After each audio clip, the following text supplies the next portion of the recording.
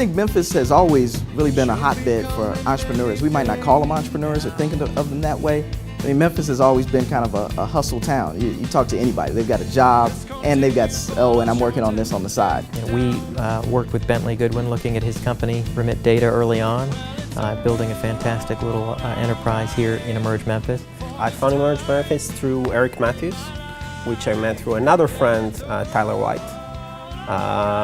Just, word to mouth, I heard some good things about Eric. Personally, I ran into Eric Matthews mostly for these inspirations. And I think Eric started a great thing where he would assemble a group of people with very varying background, university professors, entrepreneurs, lawyers, and we would just get together and chat.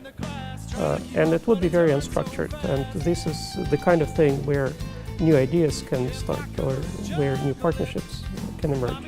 I met, through Launch Memphis, I met Mark from Mark's Menus, also doing some amazing entrepreneurial work.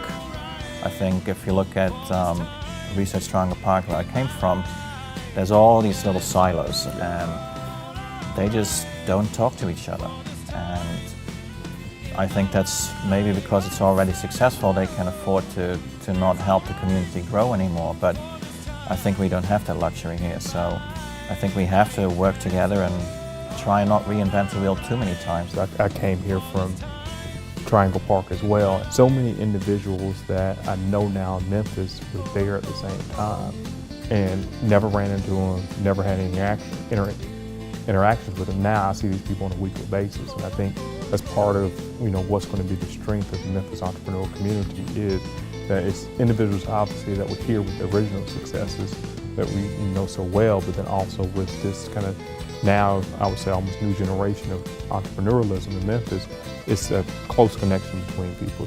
Memphis history is rich with the Bells name, and while they haven't necessarily invented anything, they have done so much to develop this city.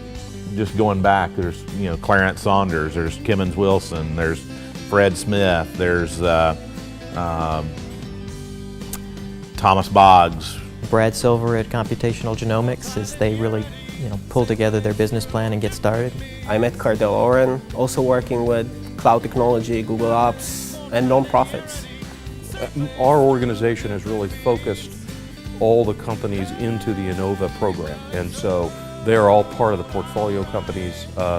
We had been working with companies as BioWorks long before we formed Innova. Innova was the next step, but now we've integrated them into the Innova program, and then they're obviously sitting within our incubator. Yeah, BioWorks, we work with Steve and Ken and Jan as much as we can, whether it's with BioWorks, Innova, and again, that's all part of the whole entrepreneurial game that we have to partner with them on, and not, we can't be siloed in any of that, but it's all about, Innova, for example, is going to be, funding companies, and they have funded companies and will continue to do so. Gwen Scott, he's been a big help.